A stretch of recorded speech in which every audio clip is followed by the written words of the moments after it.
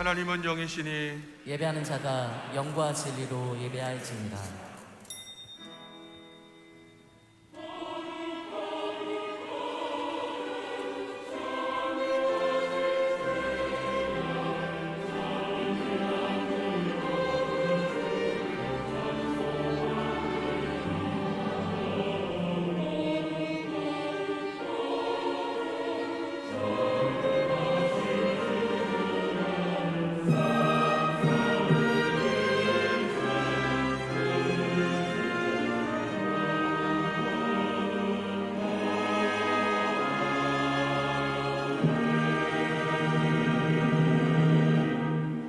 주님, 이 시간 구원받은 주의 자녀들이 함께 모여 베풀어 주시는 사랑과 은혜에 감사하며 믿음으로 예배하오니 우리 예배를 받아주시고 이 시간 오순절 마가의 다락방에 임하셨던 불같은 성령, 바람같은 성령으로 함께 하시며 하나님 홀로 영광 받아 주시옵소서.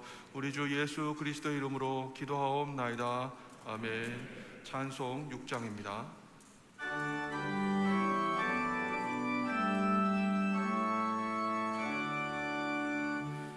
목소리 높여서 주 찬양하여라. 영광과 권세와 존귀와 위엄은 오늘을 다스리시는 만왕의 왕께 돌려라.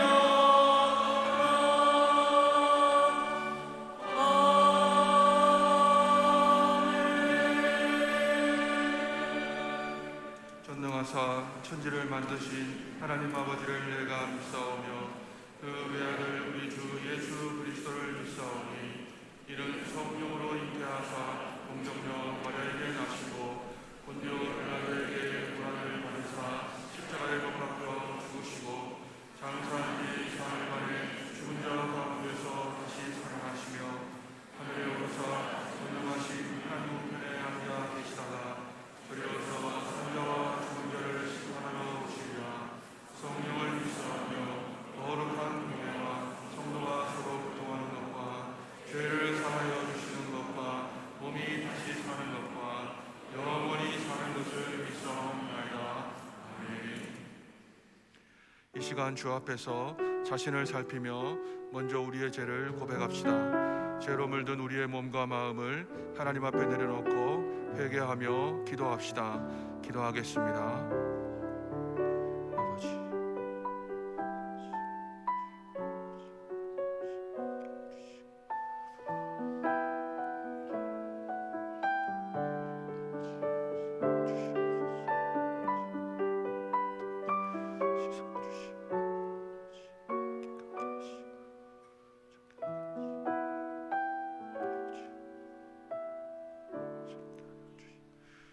주님, 이 시간 우리가 고백한 모든 죄를 사하여 주심을 믿습니다. 예수님의 이름으로 기도드립니다. 아멘. 다 같이 성시교도 가시겠습니다. 그의 위에 여호와의 영, 곧 지혜와 총명의 영이요 모략과 재능의 영이요 지식과 여호와를 경외하는 영이 강림하시니 오직 하나님이 성령으로 이것을 우리에게 보이셨으니 성령은 모든 것, 곧 하나님의 깊은 것 가지고 통달하시느니라. 오직 성령이 너희에게 임하시면 너희가 권능을 받고 예루살렘과 온 유대와 사마리아와 땅끝까지 이르러 내 증인이리라 하시니라. 아멘. 자리에 앉으시겠습니다.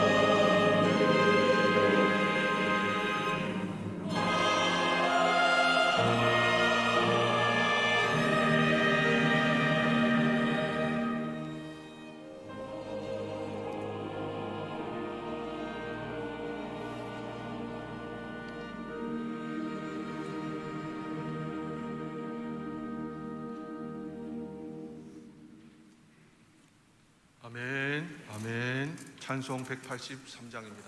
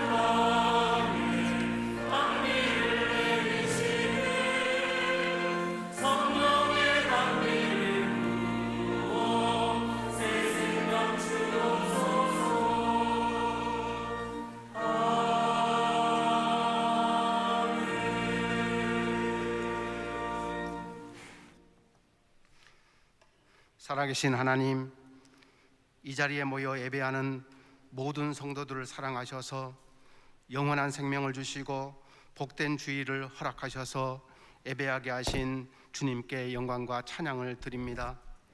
지난 한 주간 사랑과 은혜 가운데 동행하시고 눈동자처럼 지켜주셔서 감사를 드립니다.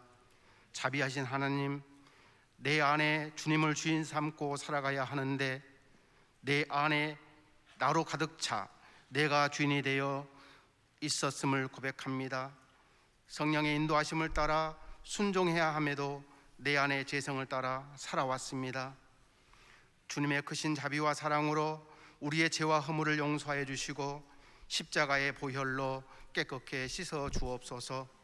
살아계신 하나님, 모든 것이 멈추어 있는 것 같지만 하나님은 지금도 일하고 계심을 믿습니다. 하나님만을 의지하게 하시고 내 삶에 임한 하나님의 은혜를 누리게 도와주옵소서.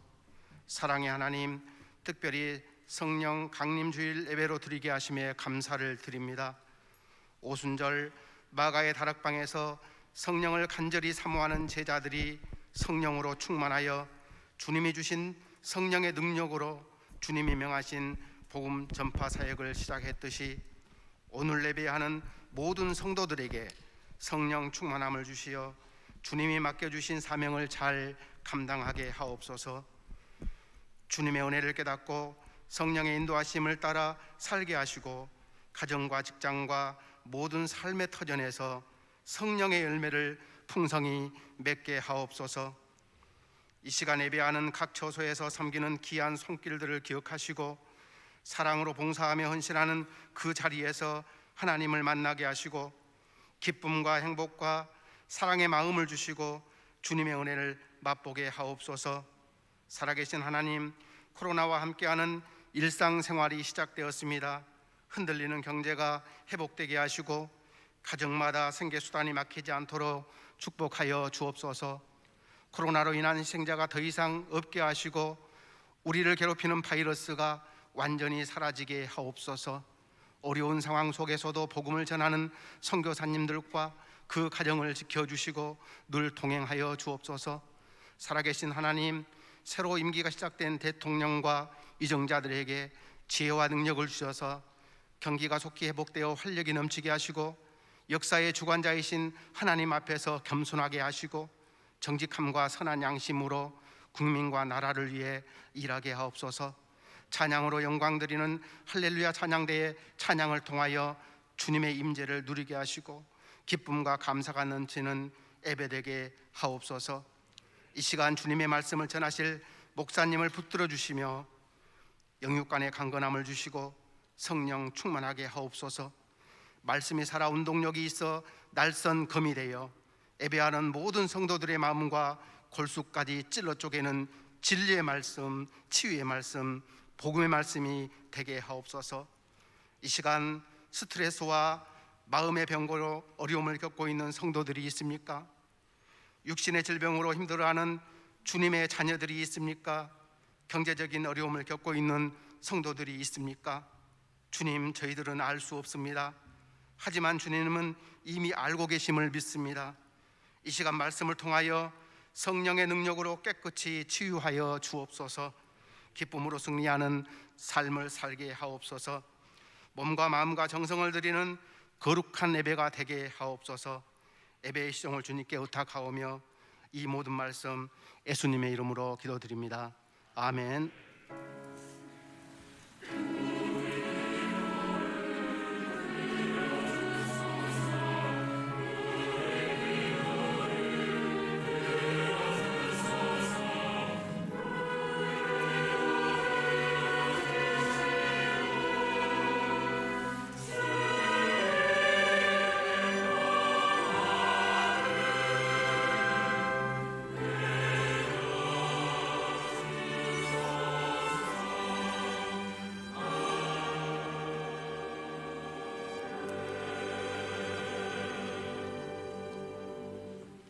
다 같이 준비하신 예물 드리겠습니다.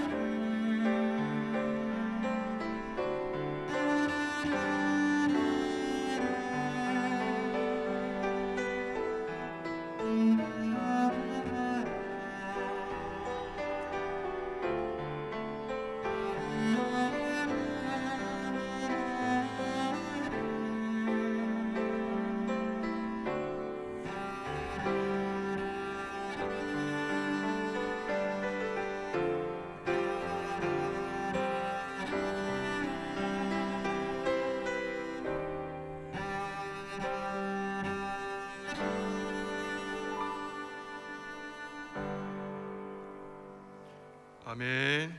아멘. 다 같이 봉헌하시겠습니다.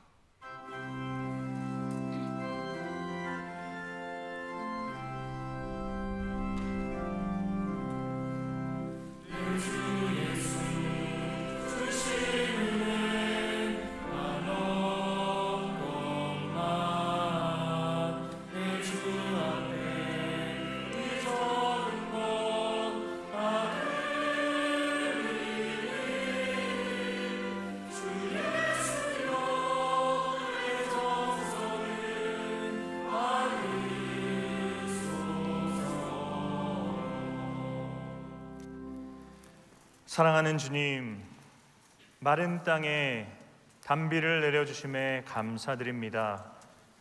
하나님, 우리의 상하고 굳어버린 심령에도 성령의 단비가 예배를 통해 부어지기를 소망합니다.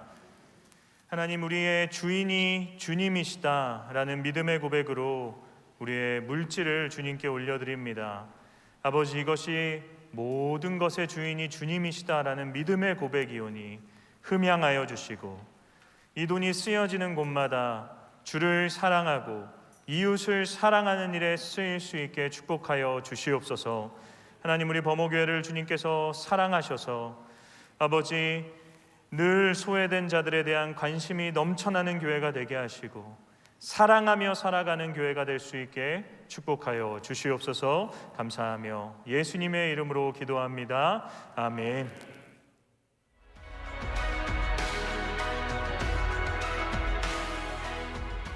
다시 예배로. 성도 여러분, 한 주간 평안하셨습니까? 6월 첫째 주 범어 뉴스를 전해드립니다. 주일 3부 예배 시간이 변경됩니다. 오늘부터 주일 3부 예배 시간이 11시 50분에서 12시 10분으로 변경되며 주일학교 2부 예배 시간도 오늘부터 12시 10분으로 변경됩니다. 변경된 예배 시간을 기억하시고 은혜로운 예배를 드릴 수 있도록 준비해 주시기 바랍니다. 아울러 기관 모임과 오후 예배를 참석하는 성도들을 위해 6월 한 달간 식당을 시범적으로 운영합니다. 메뉴는 컵라면이고 비용은 500원입니다. 3부 예배 후부터 2시까지 운영합니다. 아브라함 기도회가 있습니다. 내일부터 한 주간 교회와 가족 그리고 나라를 위한 중보 새벽 기도회가 있습니다. 교회 중직자들과 주일학교 교사들, 사랑방 목자들이 맡은 주님의 양들을 위해서 모든 성도들과 함께 중보 기도하는 복된 시간입니다. 성도 여러분의 많은 참여를 부탁드립니다. 그리고 시지 경산 방면의 아브라함 기도회 교회 버스 운행 시간표가 변경됐습니다. 주보를 참고해 주시기 바랍니다. 청년부 호민 청년 위크, 손경민 목사와 함께하는 찬양과 교제의 새가족 만남의 날, 그리고 2022 리바이벌 성령 강림절 연합 집회가 있었습니다. 여러 프로그램들이 은혜 가운데 진행됐으며 코로나 이후 오랜만에 교회에 나온 성도들과 교회 새로운 분들이 함께 만나서 환영하고 축복하는 시간을 가졌습니다. 코로나 거리두기 해제 후 주일 예배가 회복되고 있고 기관 모임, 봉사활동, 신앙 프로그램이 재개되고 있습니다. 많이 참여하셔서 영적인 유익을 누리시기 바랍니다. 이상으로 6월 첫째 주 범어 뉴스를 마칩니다. 성도 여러분 고맙습니다. 네, 오늘 저희 교회 새로 방문하신 분이 계십니다. 김재열 성도님, 우리 뒤쪽에 계시는데요. 우리 환영하며 박수로 환영하겠습니다. 네, 저희 교회에서 믿음의 전성기를 누리시기를 소망합니다. 네, 이상입니다. 오늘 우리에게 주시는 하나님의 말씀은 사도행전 1장 12절에서 14절 말씀입니다. 제자들이 감람원이라 하는 산으로부터 예루살렘에 돌아오니 이 산은 예루살렘에서 가까워 안식일에 가기 알맞은 길이라. 들어가 그들이 유하는 다락방으로 올라가니 베드로, 요한, 야고보, 안드레와 빌립, 도마와 바돌로메, 마테와 및 알페오의 아들 야고보, 셀로딘 시몬, 야고보의 아들 유다가 다 거기 있어 여자들과 예수의 어머니 마리아와 예수의 아우들과 더불어 마음을 같이하여 오로지 기도에 힘쓰더라. 아멘.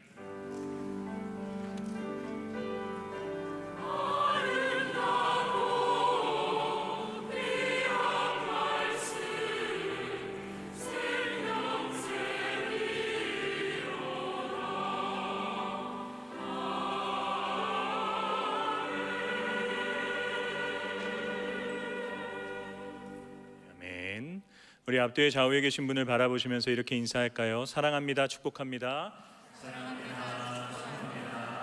한 번 더 이렇게 밝게 인사하시겠습니다. 하나님께서 지금 우리와 함께 하십니다.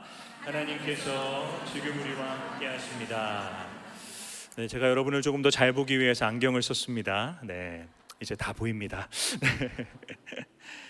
사랑하는 성도 여러분, 저희 모두는 건강한 교회를 꿈꿉니다. 근데 여러분, 건강한 교회는 어떤 교회인가요? 우리는 건강한 교회를 꿈꾸지만 건강한 교회가 어떤 교회인지에 대해서 정의를 내리지는 않습니다. 미국의 유명한 교회 상담학자가 있는데요, 캐넌 켈러한이라는 분이 계십니다. 이분이 자신의 책 작지만 강한 공동체라고 하는 곳에서 이런 말씀을 합니다. 제가 읽어드리겠습니다. 교회의 능력은 그 교회의 크기에 의해 결정되는 것이 아니라 그 교회의 영향력에 의해 결정난다. 여러분, 저는요 이분의 말에 전적으로 동의합니다. 여러분, 저는 건강한 교회는 선한 영향력을 끼치는 교회다라고 생각을 합니다. 하나님께서 저와 여러분을 이곳으로 불러주셨습니다. 저와 여러분은 이곳에서 하나님을 높이고 찬양하기 위해 이곳으로 부름받은 자들인데, 하나님은 저와 여러분이 이곳에 머물기만을 원하지 않으십니다. 하나님은 저와 여러분이 다시금 세상으로 나아가길 원하십니다. 그리고 그 세상에서 주변의 사람들에게 선한 영향을 미치며 살아가기를 원하십니다. 여러분, 그래서 하나님의 교회는요, 하나님을 위해서 존재합니다. 우리를 창조하시고요, 우리를 구원하셔서 우리의 찬양을 받기에 합당하신 그 하나님을 높여드리기 위해 그분의 교회는 존재합니다. 그런데 여러분, 동시에 하나님의 교회는 세상을 위해서도 존재합니다. 왜 하나님의 교회가 세상을 위해서 존재할까요? 예수 그리스도께서 세상을 위해 이 땅에 오셨기 때문입니다. 여러분, 예수 그리스도께서는요 세상을 너무나도 사랑하셔서 하늘의 모든 영광을 버리고 이 땅에 친히 오셨습니다. 그리고 이 땅에 무너진 모든 것들을 회복시키시기 위해서 자신의 목숨까지도 내어 던져주셨습니다. 교회는 어떤 공동체인가요? 교회는 예수님의 이 사역을 계승한 공동체입니다. 예수님께서 행하신 그 모든 사역들을 예수님께서 다시 오시는 그날까지 끝까지 계승해 나가면서 세상을 섬겨야 되는 공동체인 것이죠. 우리가 따라야 되는 우리의 목적지인 예수님께서도 세상을 향해 나아가시고 세상을 위해 희생하셨던 것처럼 그의 사역을 계승하는 교회 역시도 세상으로 나아가서 세상에 선한 영향력을 끼쳐야만 합니다. 그래서 교회 구약 성경을 보면요, 하나님께서 최초의 교회 공동체죠, 이스라엘을 세우시기 위해서 아브라함을 부르십니다. 그리고 그 아브라함에게 이런 축복을 말씀하세요. 창세기 12장 1에서 3절 말씀인데요, 함께 읽어보겠습니다. 시작. 여호와께서 아브라함에게 이르시되 너는 너의 고향과 친척과 아버지의 집을 떠나 내게 보여줄 땅으로 가라. 내가 너로 큰 민족을 이루고 내게 복을 주어 내 이름을 창대하게 하리니 너는 복이 될지라. 너를 축복하는 자에게는 내가 복을 내리고 너를 저주하는 자에게는 내가 저주하리니 모든 족속이 너로 말미암아 복을 얻을 것이라 하신지라. 아멘. 여러분, 하나님께서 아브라함을 부르시죠. 그리고 그에게 두 가지의 축복을 약속하십니다. 첫 번째 축복은 그의 이름을 창대하게 하고요, 그로 인해 큰 민족을 이루게 하시겠다 말씀하십니다. 이건 아브라함에게 복을 주시겠다, 큰 복을 내리시겠다 말씀하시는 것이죠. 그런데 거기서 끝나지 않습니다. 아브라함에게 복을 내리겠다 말씀하셨는데요, 이어서 이렇게 말씀하시죠. 너를 통해 모든 민족이 복을 누리게 될 것이다. 여러분, 하나님은요 아브라함 한 명이 복 받는 것만을 원하지 않으셨습니다. 하나님은 복을 받은 아브라함을 통해서 세상 모든 민족이 복을 누리기를 원하셨습니다. 사랑하는 성도 여러분, 저와 여러분도 이 아브라함처럼 하나님의 놀라운 축복을 받은 자 아닙니까? 우리 모두는 예수 그리스도를 믿는 믿음을 얻게 되는 축복을 받은 자입니다. 이제 이런 생각을 해보셔야 됩니다. 나는 누구에게 복이 되고 있는가? 내가 하나님으로부터 큰 복을 받았는데 그러면 나는 누구에게 복이 되는 자로서 살아가고 있는가? 내가 이곳에서 예배를 드린 것 때문에 내 가족이, 내 친구가, 내 직장 동료가, 내 믿음의 형제 자매가 어떠한 복을 누리고 있는가, 어떠한 선한 영향을 그들에게 끼치고 있는가, 내가 정말 복의 통로로 살아가고 있는가. 저와 여러분이 이곳에서 예배를 드린 것 때문에 우리 주변에 선한 영향력이 펼쳐지고 있다면 여러분, 우리는 건강한 그리스도인인 것이고요, 우리는 건강한 교회인 것입니다. 여러분, 교회도 마찬가지 아닌가요? 저는 하나님께서 우리 범어교회에 놀라운 복을 허락해 주셨다고 믿습니다. 여러분, 117년이라는 이 긴 세월 동안 수많은 사회의 변화가 있었고요, 교회의 내부의 변화도 있었습니다. 그런데 그 긴 세월 동안 하나님께서는 저와 여러분의 이 교회를 여기까지 생존하게 하셨습니다. 그것도 그냥 생존하게 하셨나요? 놀라운 축복을 허락해 주셨어요. 부흥하게 해주셨습니다. 무엇보다 영적인 풍요를 이 교회에 허락해 주셨습니다. 이 교회를 통해 수많은 믿음의 명문 가문들이 세워졌고 지금도 이어지고 있습니다. 믿음의 놀라운 역사들이 이곳에 있습니다. 저희는요, 놀라운 복을 받은 교회입니다. 그렇기 때문에 이제는 복을 받은 교회에서 복이 되는 교회로 전환해야 됩니다. 복을 받은 교회에서요, 복이 되어지는 교회. 여러분, 정말 저희 교회가 이곳에 있는 것 때문에 우리 주변의 이웃들이 어떠한 선한 영향을 받고 있나요? 저희 교회가 이곳에 있는 것 때문에 경동초등학교가, 동도중학교가, 정화여고가, 빌리브 버머가, 청구하이츠가, 우방청소리, 삼성쉐르비리, 그 주변의 지역 상가들이 여러분 어떤 선한 영향을 받으며 살아가고 있나요? 우리는 그들에게 어떻게 복이 되어지고 있나요? 여러분, 전 대구를 품을 필요가 없습니다. 전 대구를 품을 수도 없습니다. 각각의 지역에는 하나님께서 그 지역을 담당하라고 하나님이 세우신 지역 교회가 있습니다. 그 지역은 그들이 품는 것입니다. 하나님이 저와 여러분의 교회를 이 땅에 세우셨습니다. 이 지역에 존재하게 하셨습니다. 우리 교회를 통해 이 주변의 지역들이, 주변의 사람들이 선한 영향을 받는 복의 통로가 되어져야 되는 것이죠. 제가 말씀을 준비하면서 이런 기도가 저절로 나왔습니다. 하나님, 우리 범어교회 성도님들 한 분 한 분이 각자의 삶에서 만나는 모든 사람에게 선한 영향을 끼치는 건강한 그리스도인이 되게 하여 주옵소서. 또한 사랑하는 우리 범어교회를 통해 이 주변의 지역 사람들이 선한 영향을 받고 그들이 복을 누리는 복의 통로로서의 교회가 되게 하여 주옵소서. 저는 확신합니다. 우리 성도님들을 통해, 우리 교회를 통해 우리 주변의 모든 이웃들이 축복을 받는 축복의 통로가 되기를 주님의 이름으로 축원합니다. 여러분, 그렇다면 어떻게 저와 여러분이 정말 우리 주변에 있는 사람들에게 그 복이 되어지는 축복의 통로가 될 수 있을까요? 저는 오늘 본문 말씀에 그 답이 있다라고 생각합니다. 오늘 본문은 예수님께서 십자가 위에서 죽으시고 3일 후에 부활하시고 난 다음에 40일 동안 이 땅에 머무시다 감람산에서 승천하시고 난 후에 일어난 일을 그리고 있습니다. 감람산에서 예수님께서 승천하신 모습을 본 제자들은요, 예루살렘으로 다시 돌아갑니다. 그리고 자신들이 머물던 한 다락방에 머물게 됩니다. 여러분이 다락방에 안에 있었던 사람들은 누구인가요? 13에서 15절 말씀을 보면요, 이 다락방 안에는 예수님의 제자들과 예수님의 여제자들과 예수님의 가족을 비롯한 약 120명의 사람들이 모여 있었습니다. 여러분, 이 사람들은 어떤 사람들입니까? 이 사람들은 교회입니다. 이 사람들 모두는요, 베드로가 했던 고백이죠. 예수님을 자신의 그리스도 구원자로, 또 살아계신 하나님의 아들 하나님으로 인정하고 고백했던 사람입니다. 교회는 이 고백 위에 세워진 공동체죠. 이 고백을 하는 사람들이 교회입니다. 그렇기 때문에 이 동일한 고백을 드렸던 120명의 사람들은 초대 교회였습니다. 그런데 여러분, 이들은 교회였는데 어떤 교회인가요? 아무런 능력도 없는 교회였습니다.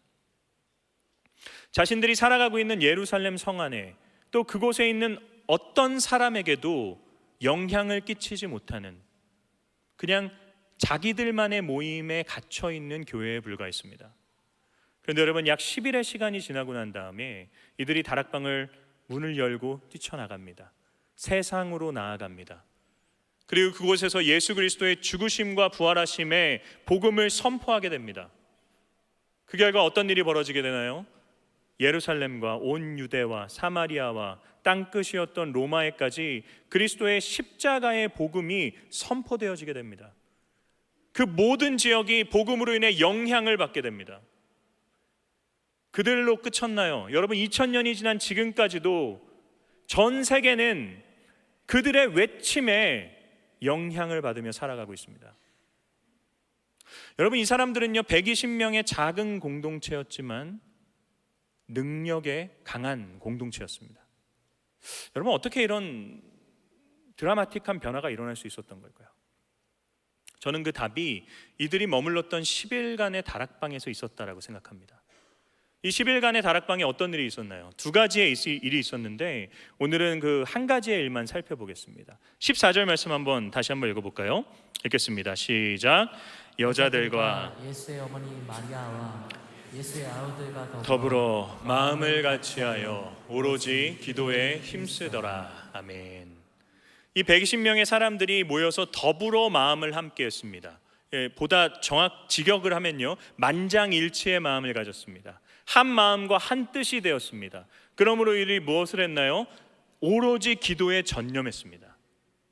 이들이 한 마음을 가지고 기도했던 그 기도 제목은 어떤 것일까요? 사도행전 1장 4에서 5절 말씀인데요, 제가 읽어드리겠습니다. 그들에게 분부하여 이르시되 예루살렘을 떠나지 말고 내게서 들은 바 아버지께서 약속하신 것을 기다리라.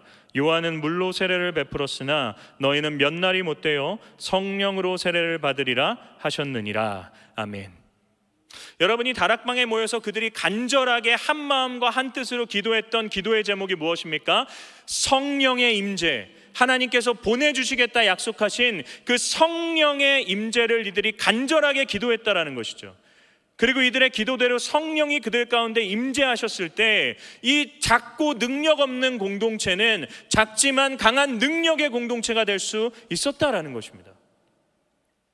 사랑하는 성도 여러분, 제가 말씀을 준비하면서 참 감사했던 것은요, 저와 여러분은 이들이 그토록 간절하게 기도했던 기도의 응답을 이미 받은 사람들 아닌가요? 성령이 우리 안에 임재하고 계십니다. 여러분, 성령 강림절이 이것을 기념하는 날 아닙니까? 성령 강림절은요 성령께 다시 강림해달라는 것을 구하는 날이 아닙니다. 성령은 이미 임재하셨습니다. 성령은 저와 여러분 안에 이미 내주하고 계십니다. 여러분, 이 사실을 믿으십니까? 여러분, 어떻게 믿으시나요? 눈에 보이지 않는 성령이 우리 안에 내주하시고 임재하고 계신다는 이 사실을 여러분 어떻게 믿으십니까? 여러분, 이런 질문을 드리고 싶어요. 여러분, 감기 바이러스가 눈에 보이시나요? 보이시면 안 됩니다. 네, 감기 바이러스는 눈에 보이지 않죠. 근데 여러분, 감기 바이러스가 내 안에 있다라는 것을 모르시나요? 너무나도 잘 알 수 있습니다. 왜 그런가요? 우리가 기침을 하면, 우리가 콧물이 나고요, 우리가 재채기가 나고 목이 따끔거리고 막 오한이 오게 되면 뭘 알 수 있는 건가요? 아, 지금 내 안에 감기 바이러스가 있구나. 눈에 보이지 않는 감기 바이러스는요, 눈에 보이는 이 감기 바이러스로 드러나는 현상을 통해서 알 수 있는 것입니다. 성령도 마찬가지죠. 성령은 우리 눈에 보이지 않으십니다. 그분은 영이십니다. 그런데 눈에 보이지 않는 성령 하나님은 그분이 우리 안에 존재하실 때 우리 눈에 보이는 드러나는 현상을 통해서 아, 지금 그분이 내 안에 계시는구나 라는 것을 알 수 있다라는 것이죠. 여러분, 그러면 성령이 우리 안에 존재하실 때 우리 삶에 드러나게 되는 그 현상 결과는 어떤 것입니까? 고린도전서 12장 3절 하반절 말씀을 저희 큰 목소리로 함께 읽어보겠습니다. 시작. 또 성령으로 아니하고는 누구든지 예수를 주시라 할 수 없느니라. 아멘. 사도 바울이 뭘 얘기하나요? 만약에 여러분이 여러분의 입술로 예수님을 나의 주로, 나의 하나님으로, 나의 그리스도로 고백하고 있다면 우리 눈에 보이지 않지만 성령이 우리와 함께하고 계신다라는 것을 이야기하는 것이죠. 왜 그런가요? 성령이 함께하시지 않고서는 이 고백을 할 수 없기 때문입니다. 여러분, 우리가 믿는 이 믿음의 내용은 어떤 것입니까? 한 사람이 처녀의 몸에서 태어났습니다. 그리고 그 사람이 십자가 위에서 가장 처절한 죽음을 당합니다. 근데 3일 후에 다시 부활했습니다. 그리고 40일간 부활체로 이 땅에 살다가 하늘로 승천을 했습니다. 그리고 그분이 다시 오신다고 합니다. 다시 오시는 날 이 세상은 끝이 있다라고 합니다. 그리고 다시 오시는 날 그분을 믿는 자들은 천국에, 그분을 믿지 않는 자들은 지옥에 떨어진다고 합니다.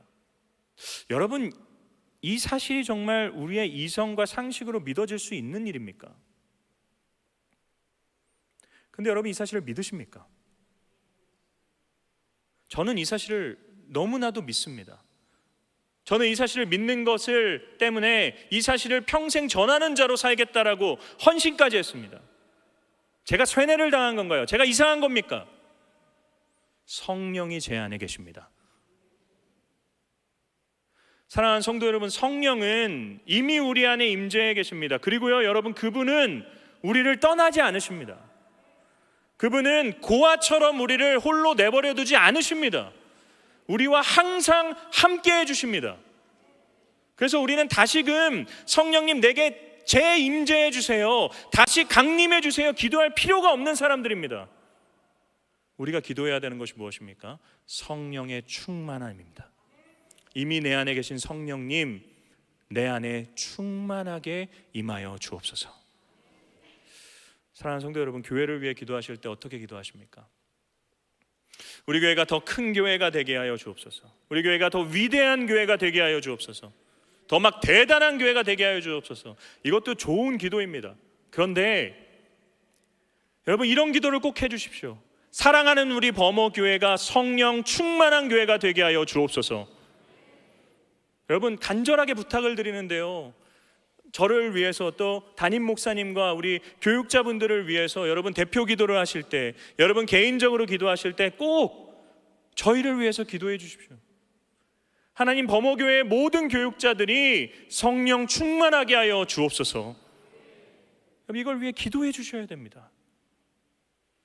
성령 충만하다라는 것은 과연 뭘 의미하는 걸까요? 그 목표 지점은 어떻습니까? 사도 바울이 에베소서 5장 18절 말씀에서 이렇게 성령 충만에 대해서 이야기합니다. 함께 읽어보겠습니다. 시작. 술 취하지 말라. 이는 방탕한 것이니 오직 성령으로 충만함을 받으라. 아멘. 바울은 지금 술에 취하는 것과 성령에 충만한 것을 대조해서 설명하고 있습니다. 왜 그런가요? 이 둘이 만들어내는 결과가 비슷하기 때문입니다. 여러분, 술에 취하면 어떻게 되시나요? 이렇게 나는 전혀 모르겠다는 표정으로 앉아 계세요. 네. 여러분, 술에 취하면 술의 지배를 당하게 되죠. 술의 지배를 받게 되면 어떤 결과가 만들어지나요? 평소에 나라면 하지 않았을 말과 행동과 생각들을 하게 됩니다. 뭐에 의해서요? 술에 지배당해서, 술 기운으로. 그래서 다음날 일어나시면 땅을 치고 후회하시는 겁니다. 성령의 충만에도 동일한 결과가 일어납니다. 성령에 충만하시면, 성령이 내 속에 가득가득 채워지시면 성령이 나를 지배하기 시작합니다. 그러므로 원래의 나라면 하지 않았을 생각과 말과 행동을 성령으로 인해 하게 되는 삶을 살아가게 됩니다. 여러분, 저희는요, 성령 충만함을 너무 어떤 막 종교적인 황홀경에 들어가는 것으로 생각을 합니다. 막 방언이 터지고 예언을 하는 것으로 생각을 합니다. 그런데 여러분, 성령 충만한 상태는요, 삶이 변화되는 지극히 실제적인 사건입니다. 그러면 성령 충만한 자의 삶에는 어떠한 생각과 말과 행동이 드러나게 될까요?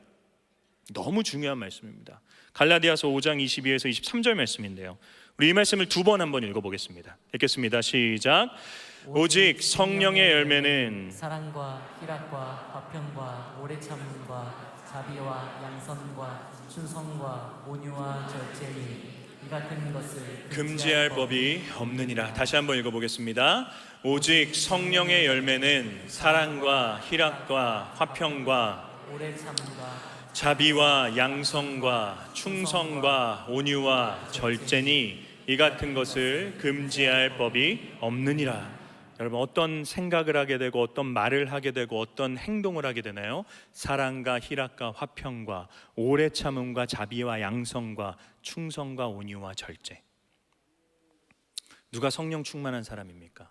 막 방언을 하고요, 예언을 하는, 막 어떤 치료를 하는 사람이 성령 충만한 사람이 아닙니다. 그의 삶에서 이 말과 이 모습이 드러나는 사람. 여러분, 이건 어찌 보면 너무 당연한 일이라고 할 수 있습니다. 농부가요, 사과씨를 심고 그 사과씨를 열심히 신경 쓰면 어떤 결과가 만들어지나요? 복숭아가 나오나요? 사과가 나오게 되죠. 예수 그리스도의 복음의 씨앗이 저와 여러분 마음속에 심겨지게 되고 성령이 우리 안에서 그것을 끊임없이 충만케 하시면요, 지극히 자연스럽게 저와 여러분의 삶에서 성령의 열매가 드러나는 것입니다. 여러분, 그래서요, 성령의 열매입니다. 우리가 만들어내는 열매가 아닙니다. 우리가 아무리 노력해도요, 이 9가지의 모습은 우리의 삶 가운데 쉽게 드러나지 않습니다. 여러분, 그렇지 않나요? 저와 여러분이 정말 사랑이 더 편합니까? 우리는 미움이 더 편한 사람들 아닌가요? 우리가 정말 희락과 기쁨을 누립니까? 우리는 분노하는 것이 더 쉬운 사람들입니다. 화평이 편한가요? 우리는 평화가 깨어지는 것이 더 자연스러운 사람들입니다. 오래 참나요? 쉽게 분노하는 사람들이죠. 자비와 양선이 정말 저희에게 있습니까? 없습니다. 우리의 힘과 노력으로 만들어낼 수 있는 것이 아니라 우리 안에 계신 성령이 우리 가운데 충만하실 때 비로소 성령이 맺어주시는 열매가 우리의 삶이다라는 것이죠. 그래서 본문에 등장하는 이 열매라고 하는 단어는 복수형이 아닙니다. 단수입니다. 성령의 9가지 열매들이 아니라 성령의 열매입니다. 저와 여러분의 삶이, 한 사람 한 사람의 삶이 열매다라는 것이죠. 단지 그런 사람의 삶에는 이 9가지의 맛이 드러나는 삶이 된다라는 것입니다. 여러분, 오렌지를 먹으면 어떤 맛이 느껴지시나요? 신맛도 느껴지시고요, 또 단맛도 느껴지시고요, 또 쓴맛도 느껴지시죠.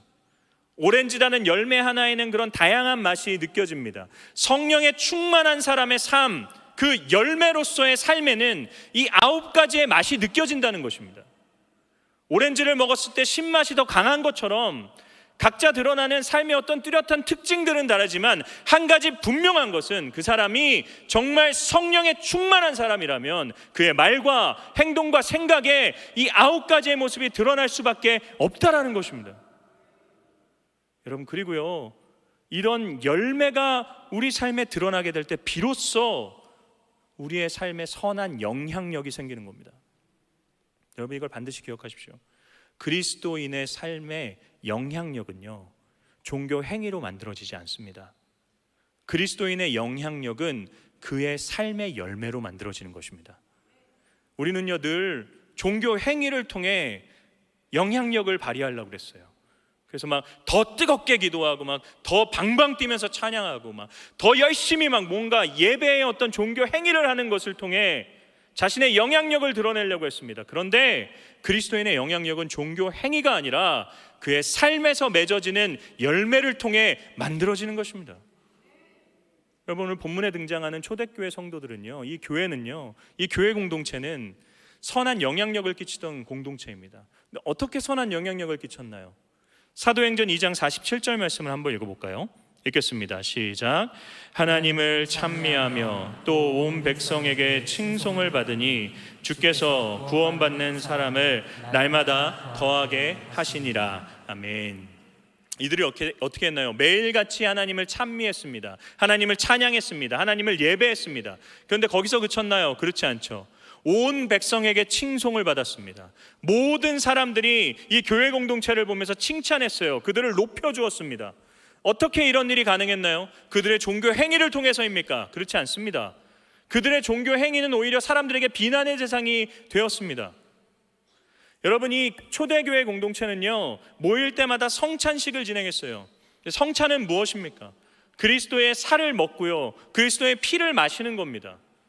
저희야 그것이 어떤 의미인지를 잘 이해하고 있지만 여러분, 예수님을 모르는 사람들에게 그들이 모여서 맨날 하는 것이 살을 먹는다는 거예요. 피를 마신다는 겁니다. 여러분, 이것이 얼마나 끔찍한 일입니까? 그래서 초대교회 사람들은요, 때로는 식이 나는 공동체자라고 하는 어떤 오해를 뒤집어 쓰기도 했습니다. 그들의 종교 행위는 사람들에게 칭송받을 만한 것이 아니었어요. 그들의 삶이, 성령 충만해서 만들어진 그들의 삶을 통해 그들은 온 백성에게 칭송을 받았습니다. 그들의 삶이 어땠나요? 당시에는요, 성적인 문란함이 너무나도 심했다고 합니다. 지금 시대보다 더 문란했다라고 해요. 근데 그리스도인들은 그 문란한 세상 속에서 자신의 정결과 순결을 지키며 살았습니다. 그 문란한 성생활로 인해서 여러분, 길거리 곳곳에는요, 버려진 사생아들이 그렇게 많았다고 합니다. 그냥 내버려두면 죽을 수밖에 없는, 누구도 신경 쓰지 않고 그냥 길거리에서 죽어가는 그 아이들을 그리스도인들은 보면요, 입양해서 자신의 자녀로 양육했다라고 합니다. 중요하지 않은 사람들은 그냥 길거리에 시체가 던져졌어요. 그리스도인들은 그 시체를 수습해서요, 그들을 향해 장례를 대신 치러줬다고 합니다. 여러분, 이 모습이 무엇인가요? 사랑과 희락과 화평의 모습이 아닌가요? 오래 참고요, 자비와 양선을 베풀고요, 여러분, 충성하는 거고 온유한 거고 절제하는 행동 아닙니까? 그들의 삶에 맺어진 성령의 열매를 통해 온 백성에게 칭송을 받게 된 것이죠. 여러분, 그 결과 어떤 일이 일어나게 되나요? 하나님을 찬미하고 온 백성에게 칭송을 받은 것을 통해 이런 결과가 나타납니다. 사도행전 2장 47절 말씀 다시 한번 읽어보겠습니다. 시작. 하나님을 찬미하며 또 온 백성에게 칭송을 받으니 주께서 구원받는 사람을 날마다 더하게 하시니라. 아멘. 구원받는 사람이 날마다 더해지게 됩니다. 부흥이 일어나게 됩니다. 여러분, 이것이 올바른 성경적인 부흥의 순서입니다. 날마다 사람이 더해지는 것이 목적이 될 수 없습니다. 목표가 될 수 없습니다. 교회의 목적과 목표는 하나님을 찬미하는 것입니다. 온 백성에게 칭송을 받는 삶의 열매를 맺는 것입니다. 그것을 목적으로 달려가다 보면 그 결과로서 주께서 날마다 구원받는 자들의 수를 더하게 하시는 것입니다. 주께서 하십니다. 저는 사랑하는 우리 범어교회의 모든 성도님들이 하나님을 찬미하는 일에 목숨 걸기를 원합니다. 여러분, 예배의 자리로 나오실 때 얼마나 기대를 갖고 나오십니까? 얼마나 그 마음을 열고 나오세요? 내가 오늘도 이 예배의 자리에서 십자가의 은혜를 누리리라. 내가 찬양을 부르며 내 가슴이 뛰고 말씀을 들으며 내 마음이 막 찢어지고 내가 하나님께 기도를 올려드리며 이 한 시간 내가 주 앞에 온전히 드리리라. 여러분, 어떤 마음으로 예배의 자리에 나오십니까? 제가 금요일 날 이 앞부분에서 의자를 쫙 두고요, 여기서 목사님들과 사모님들이 예배를 드리셨는데 제가 이 앞에 자리에서 예배를 드렸습니다. 근데 이게 너무 좋더라고요. 가슴이 너무 뛰었습니다. 왜냐하면 제가 고개를 들어보니까 십자가가 보이는 거예요. 내가 십자가 아래서 지금 예배 드리는구나. 여러분, 예배의 자리로 나오실 때 하나님을 찬양하고 찬미하겠다, 내가 오늘 주의 놀라운 은혜로 다시 내 마음이 회복되겠다, 뜨거워지겠다라는 다짐으로 나오셔야 됩니다. 그런데 동시에 흩어져서 살아갈 때는 내가 살아가는 삶의 영역에서 내 주변의 사람에게 내 선한 영향력을, 내가 정말 내 열매를 통해 복이 되어지는 자가 되겠다 라는 결심으로 나아가야 되는 것이죠. 그때 주께서 날마다 구원받는 자의 수를 우리를 통해 더해 주실 것입니다. 이게 어떻게 가능할까요? 모든 것의 시작은 성령 충만함이었습니다. 어떻게 성령 충만할 수 있나요? 제가 사실 설교가 여기서 막혔어요. 설교를 여기까지는 잘 써내려갔는데 이 다음부터가 어떻게 해야 될지 모르겠는 거예요. 어떻게 매일같이 성령 충만해서 살 수 있지? 어떻게 성령의 지배당해서 살 수 있지? 이걸 어떻게 성도님들한테 얘기할 수 있지? 나도 그렇게 맨날 성령의 지배당해서 못 사는데 그 방법이 이렇게 하는 거라고 어떻게 얘기할 수 있지? 제가 금요일까지 이걸 가지고요 고심하고 기도하고 막 묵상을 했는데 어떻게 마무리를 해야 될지 모르겠는 거예요. 금요일 날 교육자 회의를 하는데 담임 목사님께서 우리 교육자들에게 설교를 해주셨는데 이런 말씀하셨습니다. 말씀과 기도 외에 어떻게 성령 충만할 수 있겠냐고. 여러분, 저는요, 그게 하나님께서 저에게 하신 말씀으로 다가왔어요. 그리고 제 집무실에 내려와서 회의가 끝나고 가만히 제 집무실에서 기도하면서 묵상하는데 제 마음속에 뭐가 깨달아졌냐면, 내가 더 이상 설교를 써내려갈 수 없었던 이유가 내가 성령 충만하는 것으로 이해했기 때문이구나. 내가 성령에 이르는 것이 아닙니다. 성령께서 내 안에서 충만해지시는 것입니다. 그럼 제가 이걸 깨닫고요, 실제로 성경을 찾아봤습니다. 사도행전에는 사람들이 성령에 충만하게 되었다라고 하는 구절들이 있는데, 다 그런 것은 아니지만 제가 충만이라는 단어를 검색해 봤는데 찾아봤더니 여러분, 이 단어는 대부분이 수동태로 쓰이는 단어입니다. 내가 성령에 충만했다가 아니라 성령께서 내 안에서 충만해지셨다. 우리가 할 수 있는 것은 무엇입니까? 기도하는 것밖에 없습니다. 간절히 기다리는 겁니다. 이 초대교회 공동체가 예루살렘을 떠나지 않고 그곳에서 성령이 자신들에게 임재할 때까지 기도하고 한 마음으로 부르짖었던 것처럼 저와 여러분이 성령 충만함을 위해서 할 수 있는 유일한 것도 기도뿐입니다. 이곳에 모여서 여러분 기도하셔야 됩니다. 여러분, 제가요, 주일 예배를 드릴 때마다 마음속에 막 감격이 있습니다. 왜냐하면 이 코로나 거리두기가 끝나자마자 예배의 자리로 오시는 이 모습들이 제게 막 감격으로 다가와요. 저뿐만이 아닙니다. 우리 모든 교육자분들이 다 동일하게 느끼고 있습니다. 이 교회가 진짜 저력이 있구나. 성도님들의 신앙이 잘 세워져 있구나. 막 기쁩니다. 그런데 여러분, 주일날 예배의 자리로 나오시는 것도 중요한데요, 여러분, 정말로 새벽 기도가 회복되어야 됩니다. 금요 예배에 나와서요, 하나님 앞에 부르짖으며 기도하실 수 있어야 됩니다. 성령 충만함을 위해서 내 삶에 내 자아가 깨어지고 성령이 지배하는 삶을 살아가도록 주 앞에 무릎 꿇고 날마다 부르짖을 수 있어야 됩니다. 교회 자리에 나와서요, 예배 자리에 나와서 여러분 무엇을 기도하셔야 되나요? 하나님의 뜻이 나를 통해 이루어지기를 원합니다. 기도는요, 하나님을 설득하는 시간이 아닙니다. 기도는 하나님께 설득당하는 시간입니다. 하나님 앞에 엎드려서요, 하나님, 내가 어떤 이런 삶의 현장 가운데 있는데 내가 어떻게 하는 것이 주께서 원하시는 것입니까? 주의 뜻을 구하는 시간입니다. 주의 뜻이 무엇인지를 아는데 실천할 수 있는 능력이 없다면, 내게 용기가 없다면, 주님, 내게 그럴 수 있는 성령의 능력을 허락해 주옵소서. 주 앞에 엎드려서 주의 뜻을 구하며 주님의 뜻에 설득당하며 우리는 매일같이 나와 주 앞에 기도해야만 합니다. 긴 호흡으로 그분 앞에 나아가야 되는 것이죠. 그런데 여러분, 흩어져서 우리가 살아가는 일상의 삶 가운데서 우리는 여전히 성령 충만함을 위해서 짧은 호흡으로 기도할 수 있어야 됩니다. 어떻게 가능할까요? 제가 이 예배당을 떠나는 여러분의 마음속에 세 가지의 단어를 드리고 싶어요. 저를 한번 따라해 보시겠습니까? 첫 번째는 의식하라입니다. 의식하라. 의식하는 겁니다. 성령이 내 안에 계시구나. 성령이 나를 떠나지 않으시는구나. 내 마음속에 악한 생각이 떠오를 때마다, 내 마음속에 이 열매의 9가지의 모습과 전혀 상관없는 일들이 막 펼쳐지려고 할 때마다 성령이 내 안에 계시다라는 것을 의식하는 것입니다. 두 번째는요, 따라 하시겠습니까? 질문하라. 질문하는 겁니다. 끊임없이 성령께서 원하시는 것이 무엇이지? 라는 것을 스스로에게 질문하는 것입니다. 무엇이 하나님을 사랑하고 무엇이 이웃을 사랑하는 거지? 무엇이 주께서 기뻐하실 만한 나의 행동이고 말이지? 음성을 들으라고 말씀드리는 것이 아닙니다. 질문하며 그분의 뜻을 구하는 삶을 살아야 된다는 것이죠. 세 번째는 따라 하시겠습니까? 돌아보는 겁니다. 하루의 삶을 마무리하면서 내 삶을 하나님 앞에서 점검하는 겁니다. 오늘 하루 내 삶 가운데 성령께서 원하셨던 것은 무엇이지? 내가 무엇을 하지 못했지? 내가 내일은 무엇을 주 앞에서 어떻게 살아가야 되지? 의식하고 질문하고 돌아보는 것입니다.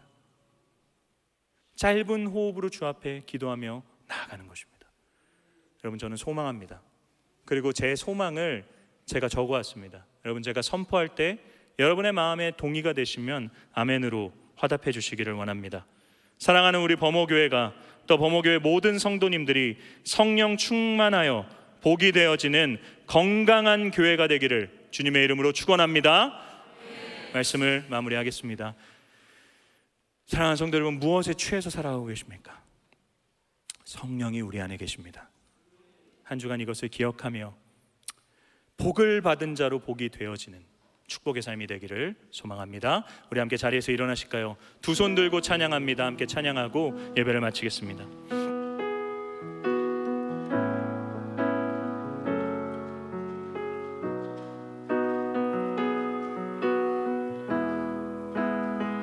우리 진심으로 마음을 담아 찬양합니다. 두 손 들고 찬양합니다. 두 손 들고 찬양합니다. 다시 오실 왕 여호와께 오직 주만이 나를 다스리네.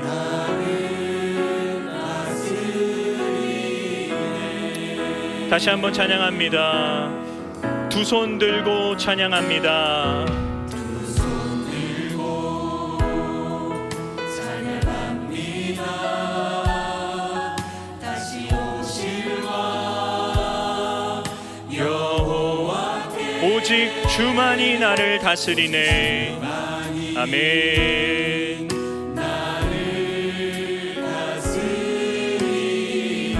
우리의 믿음의 고백을 올려드립니다. 나 주님만을 섬기리. 나 주님만을 섬기리.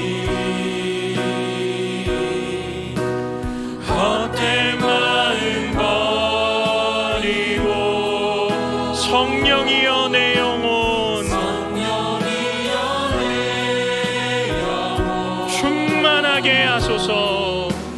충만하게 하소서. 주님 앞에 내 생명 드리리. 우리 다시 한번 찬양할 때는 우리의 두 손을 높이 하나님께 올리며 찬양하며 고백합니다. 두 손 들고 두 손 들고 찬양합니다. 다시 오실 왕 여호와께 오직 주만이 나를 다스리네. 아멘. 나 주님만을 섬기리. 나 주님만을 섬기리. 헛된 마음 성령이여 내 영혼 충만하게 하소서. 성령이여 내 영혼 충만하게 하소서. 나 주님만을 섬기리. 나 주님만을 섬기리. 헛된 마음 버리고 성령이여 내 영혼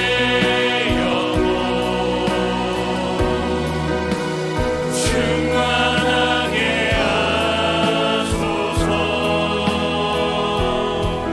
주님 앞에 내 생명 드리라.